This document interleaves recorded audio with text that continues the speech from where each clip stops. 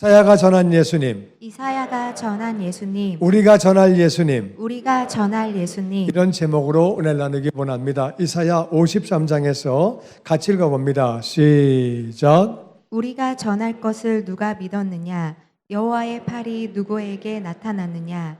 그는 주 앞에서 자라나기를 연한 순 같고 마른 땅에서 나온 뿌리 같아서 고운 모양도 없고 풍채도 없으며 우리가 보기에 흠모할 만한 것이 없도다. 아멘, 아멘. 구약에 있는 선지자들은 하나님이 가르쳐 주신 만큼 메시아에 대해서 알아요. 장차 될 일에 대해서 하나님이 가르쳐 주신 것만큼만 알아요. 그 이상은 몰라요. 그러니까 우리가 오늘날 예수님을 알듯이 정확하게 안 게 아니에요. 그래도 예수님 오시기 700년 전에, 몇 년 전이라고요? 700년 전에 예수님에 대해서 하나님이 가르쳐 주신 만큼 알고 있었어요. 그래서 이사야가 자기가 알고 있는 예수님을 지금 전하는 거예요. 전하는데 우리가 전한 것을 누가 믿었느냐? 우리는요, 이사야와 성령님이에요. 이사야는 성령님에 의해서 예수님을 알게 됐고, 그래서 성령님과 이사야가 우리가 전한 것을 누가 믿었느냐? 믿기에는 너무나도 놀라운 얘기라 그 말이에요. 믿기에는 너무나도 충격적인 얘기라 그 말이에요. 다른 말로 믿어지기가 어려운 얘기, 입이 딱 벌려지는 그런 얘기라 그 말이에요. 여호와의 팔이 누구에게 나타나느냐? 하나님의 팔은 누구한테 나타나느냐? 하나님의 팔은 일하시는 팔이에요. 노는 팔이 아니고 일하시는 팔이에요. 하나님의 일이 누구에게 나타나느냐? 믿어야 나타나는 줄로 믿습니다. 그러니까 이 전한 소식이 너무 엄청나기 때문에 믿지 않으니까 여호와의 팔이 나타날 수가 없다는 거예요. 우리도 똑같아요.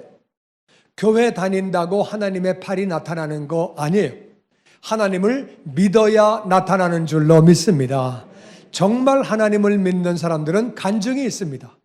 이런 일이 있었습니다. 이런 일이 있었고요. 기도 응답을 받았고요. 간증이 있는 거예요. 정말 믿는 사람은 간증이 따라오는 거고 믿음이 없으면 간증이 따라올 게 별로 없어요.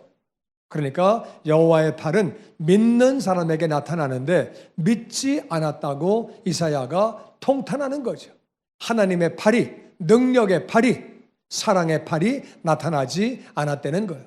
그러면서 이제 예수님 얘기합니다. 예수님 700년 전에, 예수님 오시기 700년 전에 이사야가 알고 있던 예수님, 알고 있던 메시아, 성령님이 가르쳐준 메시아, 그분은 어떤 분이냐? 그분은 그러니까 우리가 전한 것 이하는 2절 이하의 얘기가 우리가 전한 거예요. 이런 메시아가 온다. 이런 하나님의 아들이 온다. 그분은, 메시아는, 그러니까 우리가 오늘날 볼 때는 예수님이죠. 예수님은 하나님 앞에 자라기를 연한 순 같다. 대나무같이 뻣뻣하고 대드는 것이 아니라 연한 순은 순종한다 그 말이에요. 다시 순종하는 예수님. 순종하는 예수님. 순종하는 예수님. 순종하는 예수님. 예수님은 100% 순종하는 분이에요. 연한 순은 일로 구부리면 일로 가고 절로 구부리면 절로 가고 대나무는 구부리면 부러져요. 소나무도 구부리면 부러져요. 연한 순은 꺾는 대로 그냥 가는 거예요. 그래서 예수님은 순종하는 모습이었다. 마른 땅에서 나온 뿌리가 물이 많으면 자연스럽게 나가요. 물이 많으니까 자연스럽게 나가고 뿌리가 약해요. 뿌리가 약해. 그래서 아마존 강에는 비가 오고 바람 불면은 나무가 통째로 뽑혀. 물이 많기 때문에 뿌리가 악착같이 내려가려고 노력을 안 해요. 이해가 되십니까?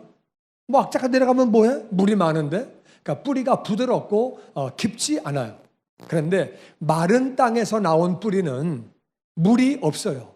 악착같이 파고 내려가야 사는 거예요. 물을 찾아서 일로 가다가 절로 가다가 꾸불통 하면서 막 가야지 사는 거예요. 그러니까 마른 땅에 있는 뿌리는 이렇게 생김새가 억세고 강하고 막 내려가는 거예요. 그러니까 예수님 모습이 그런 모습이었대요. 그 다른 말로 무슨 말이냐? 고운 모양이 없었대요. 부잣집 아들은 생긴 게 조금 다르죠? 저는 부잣집 아들처럼 생겼어요. 여러분 보기에 어때요? 그냥 얼굴이 정답입니다. 예수님 얼굴이 그랬다는 거예요. 고운 모양이 없었다. 풍채도 없었다. 고생 많이 했다 그 말이에요. 예수님은 직업이 목수인데 오늘날로 말하면 어떻게든 뭐 나무 대패질하고 그런 목수가 아니고 막노동 하시는 목수였어요. 막노동자, 허드렛 일, 막노동하는 그런 목수님이었어요. 그러니까 이제 손도 막 굳은 살 베기고 근육 베기고 손톱도 많이 닳고 막 이렇게 좀 영화에 나오는 예수님은요, 그거는 미국의 잘생긴 배우예요. 그거는 원래 예수님 모습이 아니에요. 그래서 여러분이 풍채가 좀 없는 분은 나는 예수님을 닮았구나 감사하시고, 나는 풍채는 예수님을 닮았구나 그렇게 생각하시면 돼요. 하여튼 예수님은 고용 모양도 없고 풍채도 없었대요. 고생을 많이 하시고 그리고 가난한 집에 태어나셨어요. 그러니까 고생하시고, 우리가 보기에 흠모할 만한 아름다운 것이 없었다. 그 가정이 뭐 기가 막힌 가정이고 학벌이 좋고 재산이 많고 권력이 없고 뭐 흠모할 만한 게 아무것도 없었대요. 우리가 그러잖아요. 돈 많은 집, 좋겠네. 엄마 아버지가 권력이 많아, 좋겠네. 뭐 그러잖아요. 그냥 집안이 좋아, 좋겠네. 그런데 그런 부분이 예수님은 아무것도 없었다는 거예요. 가난한 집, 아버지도 가난, 엄마도 가난, 그냥 다 가난한 집에서 많이 예수님이 배우신 것도 아니고 학벌이 많은 것도 아니고 정말 생긴 것도 그냥 그렇고 예수님은 그랬다는 거예요. 그게 예수님의 모습이라는 거예요. 3절 말씀 시작. 그는 멸시를 받아 사람들에게 버림받았으며 간고를 많이 겪었으며 질고를 아는 자라. 마치 사람들이 그에게서 얼굴을 가리는 것 같이 멸시를 당하였고 우리도 그를 귀히 여기지 아니하였도다. 그는 멸시를 받았다. 사람들이 무시했다는 거예요. 못 배운 사람. 그리고 집안이 좋은 것도 아니고 잘생긴 것도 아니고 사람들이 멸시했다는 거예요. 간고라고 하는 말은, 이 간고는 슬픔의 고통. 예수님은 많이 슬프셨어요. 그래서 성경 보니까 예수님은 이 땅에서 많이 우셨대요. 많이 우셨다고 기록하고 있습니다. 슬픔의 고통을 많이 겪었고, 질고는 질병의 고통이에요. 예수님은 몸이 아프셨어요. 채찍에 맞으시고 머리에 가시관을 쓰시고 손과 발에 못을 박히시고 엄청나게 아프셨어요. 질병의 고통을 아는 분이라 얼마나 아픈지를 다 경험하셨다 그 말이에요. 마치 사람들이 그에게서 얼굴을 가렸다. 끔찍한 사고가 나면 못 봅니다. 차 사고 났는데 뭐 몸이 터지고 얼굴이 터지고 그러면은 그거 못 봐요. 무서워가지고 못 봐요. 끔찍해가지고 못 봐요. 그러니까 예수님 모습이 볼 수가 없었다는 거예요. 얼굴을 가렸다는 말은 애들 못 보게 하고 어른들도 너무 끔찍해가지고 못 봤다는 거예요.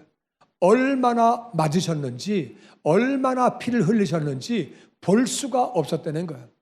얼굴을 가리는 것처럼 멸시를 당했다. 그러면서 안 보면서 멸시했다는 거예요. 우리도 그분을 귀하게 여기지 않았다. 맨 처음에 3절에는 사람들은 세상 사람들이에요. 세상 사람들도 예수님을 버렸고 우리도 그를 귀하게 여기지 않았다는 말은 하나님의 사람도, 하나님을 믿는다고 하는 사람도 예수님을 귀하게 여기지 않았다.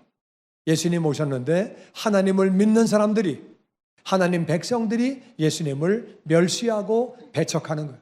세상 사람도 멸시하고 하나님의 사람도 귀히 여기지 않고 예수님을 다 완전히 왕따시키고 찬밥 만들었다 그 말이에요. 4절 말씀 시작. 그는 실로 우리의 질고를 지고 우리의 슬픔을 담당하였거늘 우리는 생각하기를 그는 징벌을 받아 하나님께 맞으며 고난을 당한다 하였노라. 그는 사실은 진실은 우리의 질병과 고통을 지고 우리의 죄를 지시고 우리의 슬픔을 그분이 당하신 거다. 맞습니까?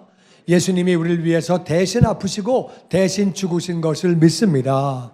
우리의 질병을 위해서, 우리 몸이 아픈 것과 약한 것을 위해서 대신 아프시고, 우리의 슬픔, 지옥 갈 수밖에 없는 슬픔, 이 땅 사는 동안의 모든 슬픔 예수님이 다 짊어지셨다. 그런데 사람들은 생각하기를 그분은 벌 받은 거야. 그래서 하나님이 때린 거야. 얼마나 죄를 졌길래 저렇게 의담하죠? 그래서 우리 말도 그런 말이 있잖아요. 죄는 죄대로 가. 뭐가 잘못됐을 때 죄는 죄대로 가. 지가 잘했으면 그런 일이 왜 생겨? 지가 잘못해서 그래. 이스라엘도 똑같다 그 말이야. 분위기가. 지가 뭐 잘못했나 보지. 어떻게 저렇게 의담하죠? 사형당하는 거 보니까 사형당할 짓을 했겠지. 사람들의 마음은 그렇다 그 말이야. 왜 그렇게 어려움을 당해? 근데 사실은 우리의 질병의 고통을 짊어지시고 우리 슬픔을 다 당하셨는데, 우리가 생각하기를 예수님은 징벌을 받은 거다. 하나님이 때리시니까 그렇게 되는 거지. 하나님이 다 공의로운 분인데 하나님이 때리셔서 고난을 주신 거지. 그렇게 생각을 했다 그 말이야. 그렇게 생각을 했다는 거예요. 그런데 사실은 5절 말씀 시작. 그가 찔림은 우리의 허물 때문이요 그가 상함은 우리의 죄악 때문이라. 그가 징계를 받음으로 우리는 평화를 누리고 그가 채찍에 맞음으로 우리는 나음을 받았도다. 그런데 그가 찔린 것은, 가시에 찔리고 못에 찔리고 고통을 당하신 것은 우리의 허물 때문에. 허물은 모르고 지은 죄예요. 모르고 지은 죄도 죄예요. 내가 모르고 양잿물을 마셨는데 죽는 거예요. 난 진짜 모르고 먹었는데, 그럼 그건 자기 사정이고, 모르고 죄를 져도 죄예요. 이해가 되십니까? 교통법규 바뀌었어요. 나 바뀐 거 몰랐는데, 그건 자기 사정이지. 그건 벌칙금 무는 거예요. 벌금 내고 티켓 받는 거예요. 우리가 허물을 있기 때문에 우리는 죄인지도 모르고 죄를 졌어요. 거짓말도 하고 미워하기도 하고 불효하기도 하고, 그거 다 모르고 죄를 진 거예요. 그거 다 죄예요. 그리고 그가 상한 것은, 그가 직접 다치게 된 것, 죽게 된 것은 우리 죄악 때문이다. 죄악은 알고 지은 죄. 알고 지은 죄. 그래서 그분이 상하셨다. 상하셨다는 말은 깨졌다, 박살났다 그 말이에요. 예수님의 몸과 마음이, 영혼이 박살난 거예요. 완전히 깨졌다 그 말이에요. 그가 징계를 받음으로, 징계는 벌을 받은 거예요. 그 벌의 내용이 뭐냐? 죽음이에요. 사형을 당한 거예요. 그분이 사형을 당하셨기 때문에, 우리 대신 죽으셨기 때문에 우리는 하나님과 평화를 누리고, 할렐루야, 죄 문제가 해결되니까 평화를 누리고 이웃과도 우리는 평화를 누리게 되었고, 그리고 그가 채찍에 맞음으로 우리는 나음을 입었다다. 다시 예수님께서 죽으심으로 우리 영혼이 구원받고 하나님과 평화를 누리고 대신 아프심으로 우리는 나음을 입은 것을 믿습니다. 예수님이 대신 아프심으로 우리 몸과 마음이 고침을 받은 거예요. 예수님은 나를 위해서 대신 아프시고 대신 죽으신 거예요. 징계를 받은 게 바로 사형을 당한 거예요. 벌을 받은 그 내용이 바로 그렇게 당하신 거예요. 그래서 예수님이 대신 죽으신 걸 믿으면 영혼이 구원받는 거고, 대신 아프신 것을 믿을 때에 병이 떠나가고 약한 것이 강해지는 줄로 믿습니다. 아멘, 아멘. 6절 말씀 시작. 우리는 다 양 같아서 그릇 행하며 각기 제 길로 갔거늘 여호와께서는 우리 모두의 죄악을 그에게 담당시키셨도다. 아멘, 아멘. 우리 사람들을 하나님이 양으로 표현하세요. 양. 왜 양이냐? 양은요, 약해요. 자기 혼자 집에 못 돌아와요. 빨리 뛰지 못해요. 뿔도 말려가지고 힘이 없고, 이빨도 힘이 없고, 발톱도 힘이 없어요. 그러니까 밖에 내놓으면 죽을 수밖에 없는 게 양이에요. 근데 그 집은 또 되게 세. 말을 안 들어. 그 사람을 양으로 표현하세요. 우리는 혼자 내놓으면 죽어요. 살 능력이 없어요. 근데 또 고집대로 살아. 자기 생각대로 살아. 사람을 양이라고 표현하세요. 다 양 같아서 그릇 행했다. 자기 생각대로 사니까 그릇 살 수밖에 없는 것은 하나님 뜻대로 살아야 하는 줄로 믿습니다. 다 자기 생각대로, 자기 경험대로, 자기 뜻대로 그렇게 살아간 거예요. 그래서 각기 제 길로 그렇게 걸어갔는데 하나님께서, 여호와께서 우리 모두의 죄악을 예수님에게 담당시키셨다. 우리 죄악을 예수님이 다 짊어지시고 대신 그렇게 죽으신 거예요. 우리는 양 같은 존재였다. 그래서 하나님의 목적, 창조의 목적을 어긋나고 하나님의 관역에, 하나님의 목표에 우리가 어긋났는데 그거를 죄라고 말합니다. 7절 말씀 시작.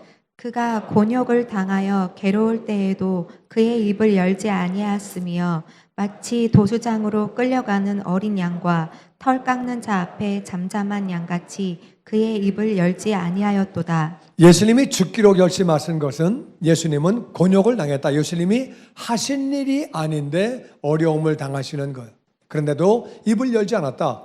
성전을 부신다 그랬다며, 사흘 만에 짓는다 그랬다며, 그 성전은 그런 말이 아닙니다.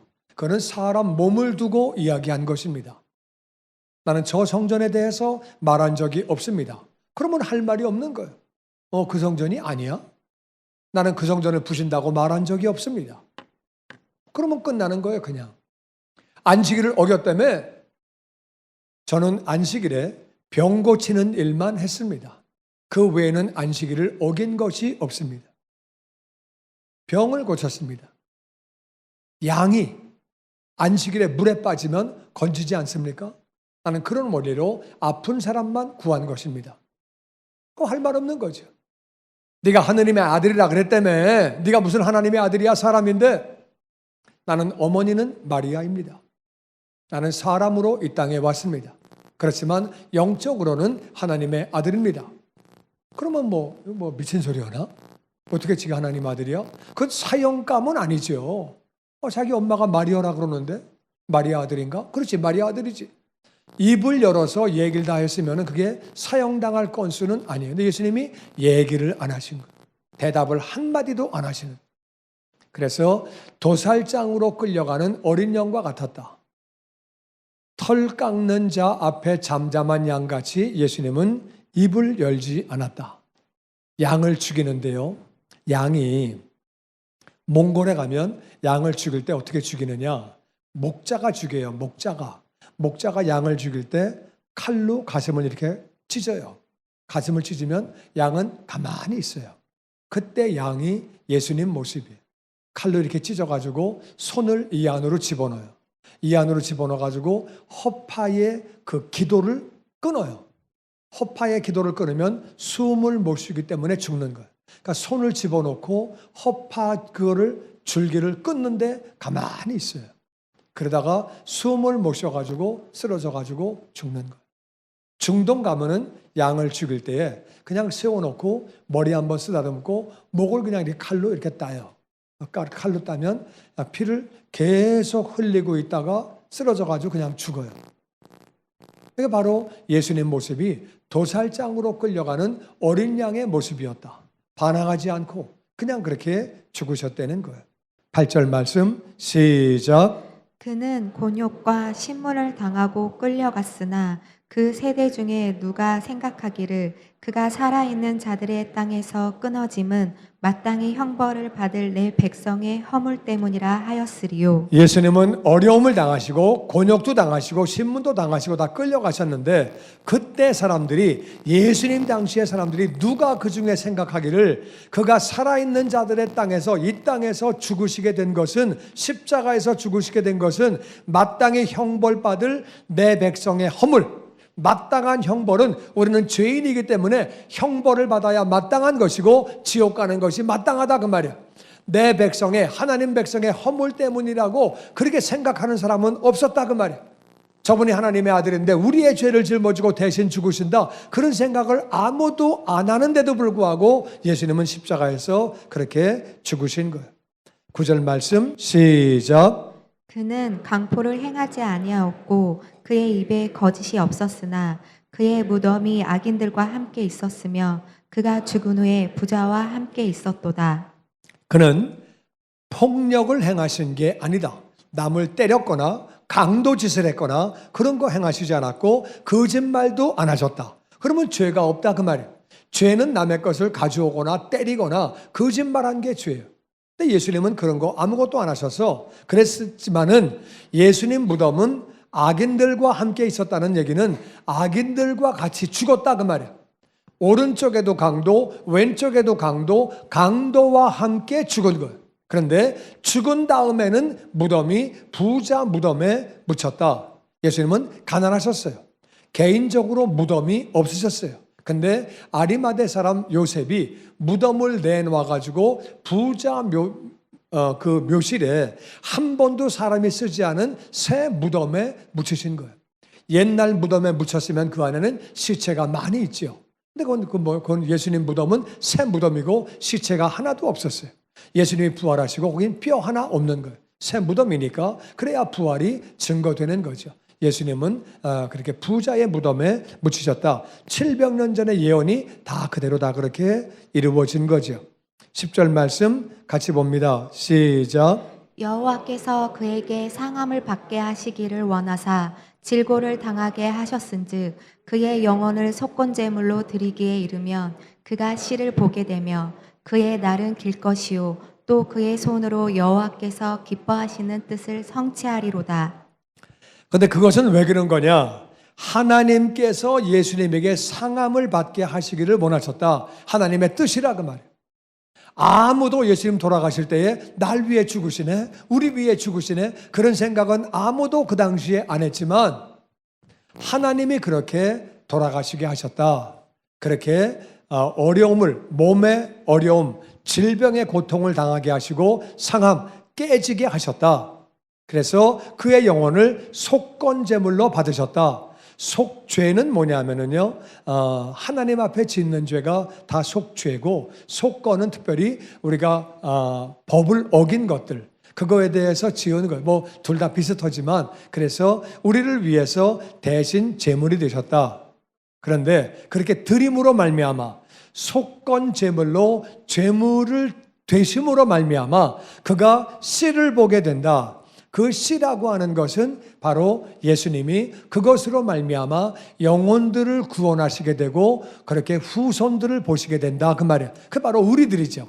씨를 보게 될 것이고 그리고 그의 날은 길 것이다. 그분은 죽은 것 같지만 그분의 날은 길다. 아니 영원한 거죠. 예수님은 부활하셔서 영원히 사시는 거예요. 할렐루야. 또 그의 손으로 여호와께서 기뻐하시는 뜻을 성취하리로다. 그분이 직접 십자가에 달려 죽으심으로 하나님의 뜻대로 하나님의 뜻을 성취하신다. 그렇게 이루신다 그 말이에요. 하나님의 뜻은 영혼 구원이에요. 영혼 구원을 위해서 예수님이 그렇게 십자가에 달리셨다는 거예요. 11절 말씀 시작. 그가 자기 영혼에 수고한 것을 보고 만족하게 여길 것이라.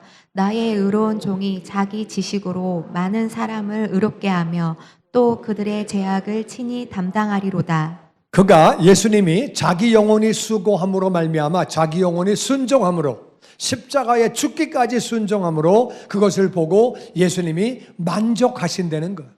하나님의 뜻이니까, 하나님이 기뻐하시니까 그리고 순종한다는 거예요.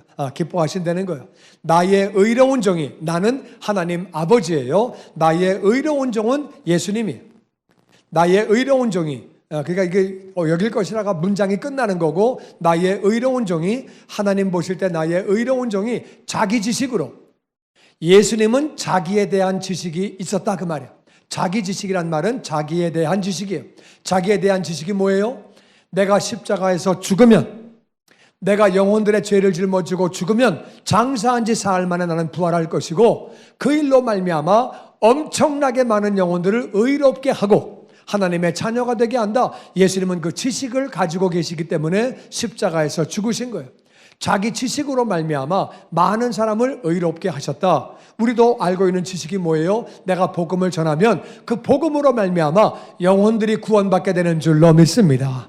알고 있으면 행해야 되는 거지 알고만 있으면 안 된다 그 말이에요. 예수님이 알고 계시고 자기 영혼이 수고를 하셨다. 아셨기 때문에 행했다 그 말이에요. 그래서 많은 사람을 의롭게 하고 또 그들의 죄악을 친히 담당하셨다. 의롭게 하시려고 친히 그렇게 담당하신 거죠. 주님의 영광교회 예배 장소와 시간을 알려드리겠습니다. 주일 예배와 금요 예배는 글로리 비전 센터에서, 수요일에는 호프 센터에서 예배를 드리고 있으며, 장소는 1801 사우스 그랜드 애비뉴, 워싱턴과 그랜드가 만나는 코너에 위치하고 있습니다.